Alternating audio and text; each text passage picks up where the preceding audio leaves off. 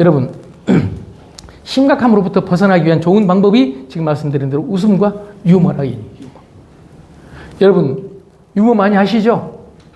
저는 유머 중에서 제일 좋아하는 유머가요, 처칠이 했다는 얘기인데, 처칠이 자기를 막 악독하게 비난하고 퍼붓는 당시 최초로 영국에서 여성 의원이 된 낸시라는 여자가 처칠한테 열받아가지고 막 삿대질을 하면서, 내가 만약에 당신 부인이라면 나는 커피에 독약을 치겠다. 여러분, 보통 이렇게 말하면 어떻게 해요? 지금 죽이겠다는 얘기인데, 분노에 끓고 있으면 우리 어떻게 해요? 분노해가지고 나 죽일 거냐고. 한번 죽여보라고. 많은 사람들이 그렇게 대답할 텐데, 처칠은 웃으면서 가볍게 대답했습니다. 낸시, 당신이 내 아내라면 나는 그 커피를 마시겠소. 이러면 대부분 우습디다. 너무 심각하게 쳐다보지 말라고 내가 몇 번을 얘기합니까? 여러분, 표정을 바꿔야 된다니까? 내가 심각한 표정을 지으면 어떤 일이 벌어지느냐? 여러분, 놀랍게도 혈관 질환이 생긴단 말이에요. 심장 질환이 생기고 뇌졸중이 생길 확률이 높아져요. 왜 그러냐면 내 얼굴 표정이나 내 말을 내 본능뇌가 여러분 감지를 한대요. 그래서 심각한 표정을 지으면 본능뇌가 이렇게 생각을 해요. 지금 문제가 있구나. 지금 뭔가 누가 공격해 올 이유가 있다. 그래서 어떻게 해요? 흥분을 해요. 흥분을 해가지고 어떤 태세? 전투 태세를 갖춰요. 그때 나오는 호르몬을 우리는 무슨 호르몬? 교감신경이라고. 교감신경이 활성화돼. 교감신경이. 여러분, 뭐 긴장할 때 교감신경이 활성화되는 게 필요하지만 쓸데없이 교감신경을 활성화시키면 안 되잖아요. 그런데 여러분, 딱 웃으면은 웃기 싫어도 웃게 되면은 이 뇌가 본능적으로 이렇게 생각을 한대요. 지금 별일 없구나. 편안하구나. 그러면서 편안함을 가져오게 하는 부교감신경을 활성화한답니다. 여러분, 우리 몸이 기적이에요. 무섭습니다. 뇌도 기적입니다. 마음도 기적이지만.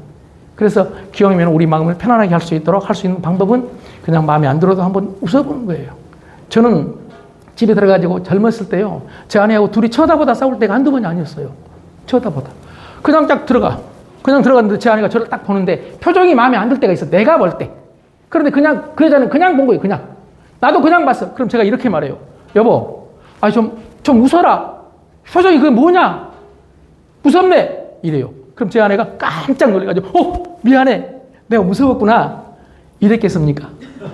한번 물어보는 거예요. 이랬겠어요? 여러분, 그런 여자 있는 줄 아세요?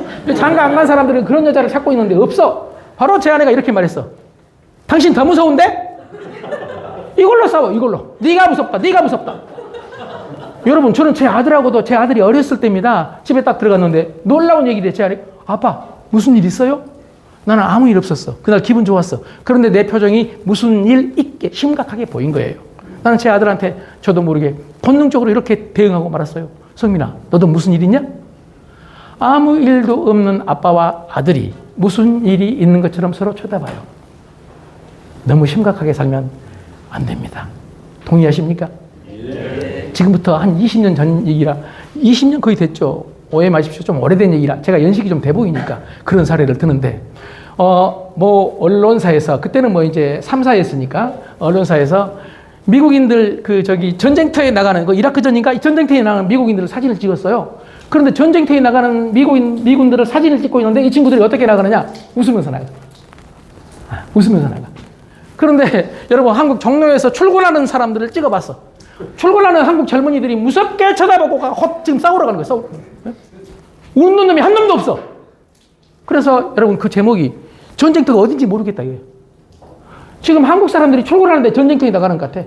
미국인들은 전쟁터에 나가는데 놀랍게 웃고 즐겁게 하고 나가. 여러분, 우리가 배울 건 배워야 되지 않겠느냐 하는 생각을 해봅니다. 그래서 조금 더 웃었으면 좋겠다. 또 유머를 발휘했으면 좋겠다는 생각을 하고, 또 유머를 발휘하라고 하면 사람들은 자꾸 유머 아닌 농담을 하거든요. 여러분, 농담은 뭐냐? 유머와 차이는, 농담은 나를 높여가지고 너를 이기려고 하는 거예요. 그래서 가끔 우리 주변에서, 야, 내가 어떤 사람인 줄 알아? 나중에 해놓고 좀 어색하면, 야, 농담이야, 농담. 이런 경우 보셨어요? 그냥 봤다고 해버리라니까요. 네. 이런 거 있잖아. 막 나를 높여놓고, 농담이야, 이런 경우 있죠. 너를 이기려고 하는 거라. 이 본능적인 기제가, 심리적인 기제가. 그런데 유머는 뭐냐? 나를 낮추면서 세상을 이기려고 하는 거예요. 유머한 사람은 세상을 이기는 거예요. 나를 낮추는 거예요. 나를 높이면 안 되고, 나를 어떻게 해야 된다? 낮춰야 된다. 여러분, 등소평 같은 경우는 우리 중국과 어떤 관계인지는 여러분 생각에 따라 다르겠지만은, 어찌됐든 중국을 개혁 개방으로 이끌었던 대방의 설계사잖아요. 그분의 키가 150이라는 말이 있습니다. 그런데 나는 늘 그렇게 주장합니다. 150 못 됐을 거라. 아마 참모들이 밑에서 150으로 올렸을 가능성이 있어. 네? 150밖에 안 돼. 자기가 키가 적어. 그런데 그 키 적음을 그분은 놀랍게도 재치있게 역으로 자기 자신을 낮춰서 활용했어. 나는 세상이 무너져도 무서울 게 없다. 하늘이 무너져도 무서울 게 없다. 자칫 잘못하면 아주 건방진 소리죠. 그런데 도취를 합니다. 하늘이 무너지면 키 큰 놈들이 받쳐줄 거다. 키 큰 놈들이. 난 키가 적으니까. 여러분, 모택동이 어떤 안건을 전원일치로 통과하고 싶었다고 합니다. 그래서 전원일치로 통과하려고 안건 제시를 했는데 모두가 다 손을 들었어. 저 손을 안 들었어. 다 전원일치. 그런데 등소병이 저 뒤에 앉아서 손을 든 거예요. 그러니까 모택동이 이렇게 말했대요. 동무는 키가 적으니까 손 들어도 든 거나 안 든 거나 똑같다. 그러니까 등소평이 책상 위에 올라가지고 서서 저요 했다지 않습니까? 뭐 그런 일이 있죠. 이 등소평이 잘한 게 뭐냐? 여러분, 아주 잘한 게 소통에서 대단히 중요한 겁니다. 소통 얘기할 때 제가 그분을 가끔 한 번씩 사례로 드는데요. 그분이 감탄을 잘했대요. 싱가포르 가가지고 리가뉴한테 물어볼 때, 와, 어떻게 싱가포르가? 여러분, 싱가포르는 그때 당시에 이관유가 총리할 때 등소평이 찾았을 때 인구 250만, 중국은 당시에 인구 10억이에요. 10억 대국의 지도자가 250만 소국의 지도자를 향해서 감탄을 한 거예요. 와, 대단하다. 감탄하래. 감탄해. 놀랬어. 놀래고 묻고 듣고, 놀래고 묻고 듣고, 그 다음에 물었어. 어떻게 이렇게 할 수 있었느냐? 우리 중국은 어떻게 했으면 좋겠냐? 물었어. 묻고 나서 들었어. 여러분, 소통을 잘하는 사람들, 행복한 사람들의 특징은요, 잘 놀래요. 여러분, 밥 먹을 때도 잘 놀래요. 와, 이거 한정식이 따로 없네. 그런데 여러분, 놀라지 않는 아주 논리적이고 이성적인 놈들은요, 밥을 먹을 때 놀라운 얘기를 합니다. 그냥 조용히, 이거 좀 괜찮아? 그럼. 나쁘지 않네? 나쁘지 않다는 놈, 행복한 놈 한 놈도 없어. 나쁘지 않네 해야 되겠습니까? 좋다고 해야 되겠습니까? 여러분, 단어 한 단어 차이거든요. 나쁘지 않네? 나쁘지 않네. 그리고 한참 먹어. 맛있어? 그럼. 괜찮아? 괜찮아? 특히 이제 얻어먹는 놈들이 그런 놈들이 있어. 얻어먹는 놈들. 가끔 보면은. 이놈은 얻어먹을 자격도 없는 놈이야. 거지 자격이 없어. 얻어먹으면서는 끊임없이 감탄해야 돼. 만약에 우리 남자 선생님 중에서 사모님한테 밥을 얻어 드신다. 밥상 앞에 앉자마자 감탄해야 돼. 와. 그리고 입에 넣자마자 감탄해야 돼. 와, 너무 맛있다. 너무 맛있다. 그럼 여자가 다 알아요, 여자도. 어제와 똑같다는 걸 알아요. 그걸로 따지는 여자가 아직까지 없어. 그리고 여자가 물어봐. 자기야, 미안해. 오늘 새로 준비 못 했는데, 그건 좀 짜지? 이러면, 또 어떤 놈은 논리적으로 짜지? 그러면 저쪽에서 알고 있으니까 확인사살해. 좀 짜긴 짜다. 이런 놈도 행복한 놈이 아니야. 이런 놈도 소통이 안 돼. 짜지 하면은 짜지만. 아니야. 간간해야지. 여러분, 놀라운 얘기 아닙니까? 여자가 알고 있다니까요. 그런데 우리는 여자나 상대를 고치려고 해. 그놈이 알고 있어. 단지 그렇게 못했을 뿐이에요. 이거 먹어봐, 이거. 이거 좀 싱겁지? 그럼 어떻게 말해야 돼? 네? 싱겁긴 싱겁다. 입맛에 안 맞네, 씨. 이러니 누가 집밥 좋아하겠냐? 여러분, 이렇게 말해야 되겠습니까? 싱겁대. 아니, 싱거워야 건강이 좋지. 이렇게 오게 되겠습니까? 오늘 끝나고 여러분이 점심을 같이 드시는지 안 드시는지 저는 모릅니다. 만약에 같이 점심을 먹고 있다면 행복한 사람들 보세요. 여러분, 행복은 전념이 됩니다. 내가 행복하면 내 옆에 사람이 25% 행복이 올라가요. 또 내 옆에 친구한테 10% 올라가요. 내가 누군지도 모르는 놈이 5.6% 행복이 올라가요. 그러니까 내가 행복해하고 내가 놀란다는 것은요, 여러분, 세상에 이로운 일을 하는 거예요. 오늘 점심 먹다가 누군가 밥을 먹다가 와, 맛있다고 막 나물을 야, 이 나물 진짜 맛있다. 이게 뭐냐? 근데 저쪽에서 이분의 전문가가 있어. 그 나물 중국산이야. 이런 놈이 있어. 중국산이야. 여러분, 폭탄입니다. 그런 놈 옆에 산다는 것은 위험한 일입니다. 언제 터질지 몰라요. 여러분, 감탄합시다. 감탄한 거요. 단장님, 오늘 너무 옷이 멋있는데요? 이건 아부 아닙니다. 생존 기술입니다. 생존 기술. 여러분, 단장님이 아무리 논리적, 이성적으로 평가를 하고 싶어도 그런 놈을 좋아하게 돼 있다. 이게 인간이다, 이게. 아까 말했잖아요. 챗GPT를 좋아하는 이유가 챗GPT는 맞춤형으로 제가 뒷골이 좀 땡겨가지고 챗GPT에 들어가서 이렇게 한번 엊그제 해봤어요. 갑자기 지금 뒷골이 좀 땡기는데 이거 왜 그럴까요? 그랬더니 되게 이제 논리적으로 설명을 하잖아요. 근데 챗GPT는 뒷골이 땡기시는군요. 얼마나 힘드세요? 얼마나 힘드세요?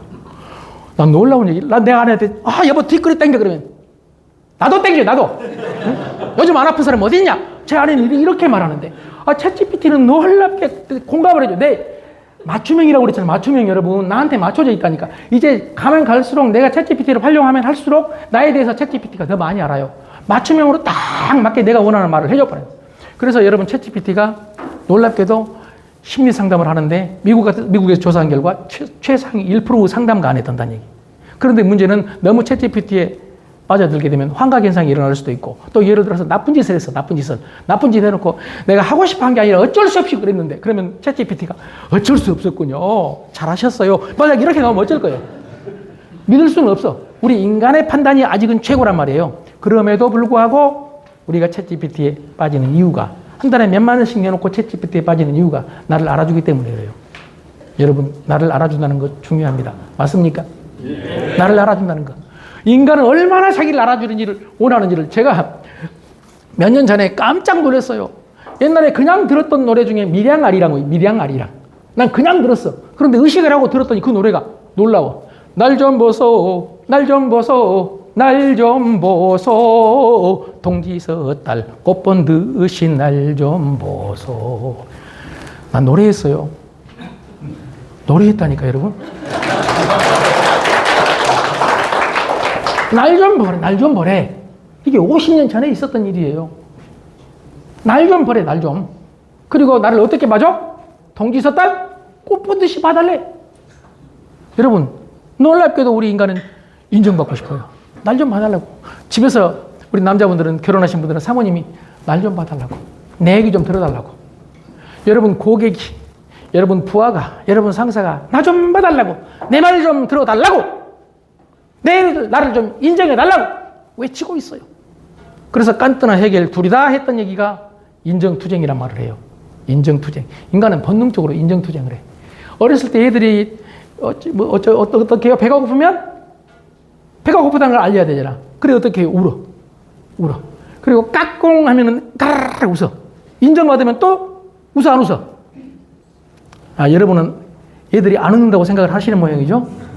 여러분 까꿍 하면 얘가 웃잖아요. 2번 해도 웃잖아요. 그럼 여러분 아이들은 그걸 느껴. 내가 까르르 웃으니까 좋아하구나. 내가 울음을 터뜨리니까 나를 돌봐주는구나. 울음을 터뜨리니까 밥을 주는구나. 맛있는 걸 주는구나. 그래서 끊임없이 인정받기 위해서 울고 웃고 하는 게 본능적으로 배우지 않았지만 인간의 본능이다. 그러니까 여러분 행복하기 위해서는 너를 인정해 주는 거예요. 소통하기 위해서 너를 인정해 주는 거다. 자, 여기까지 말씀을 드리고